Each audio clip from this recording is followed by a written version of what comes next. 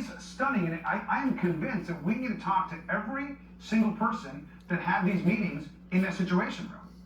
And I mean, it is stunning to think about it. And Haberman Swan also reported that last summer, speaking of J.D. Vance, that, quote, Vance had also floated to colleagues an extraordinary PR gambit that the White House enlists Tucker Carlson to interview Epstein's longtime girlfriend and co-conspirator Ghislaine Maxwell in prison.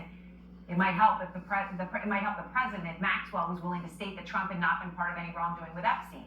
Pretty incredible that they report that, because then that actually happened. It was just someone else who did the interview, Deputy Attorney General Todd Blanche, who went and did that interview and got all of that out of it.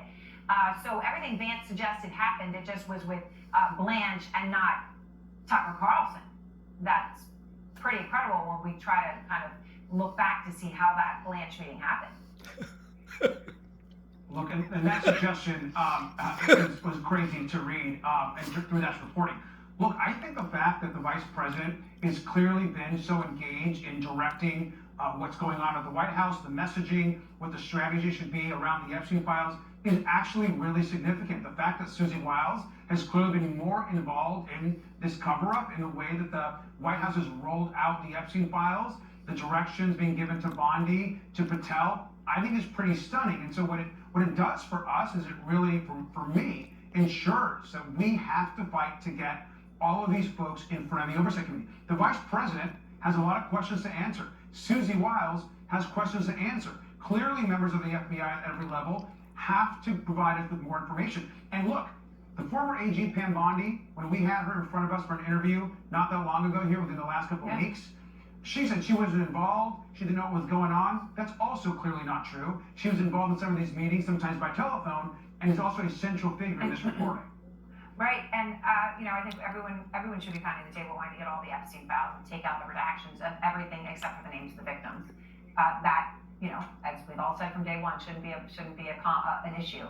I will note that the president, the White House put a statement out, which repeated Trump's claims that he did no wrongdoing, saying that he was innocent in all Epstein-related matters. So, of course, I will note that. But when you talk about wanting more people to testify, some of whom were in those meetings, as reported by the New York Times, one person who did testify or appear before your committee was Bill Gates. He did so voluntarily behind closed doors about his ties to Epstein. And he said, if I understand correctly, Congressman, he said that Epstein blackmailed him, that Epstein found out that Bill Gates had affairs and then used that to blackmail him.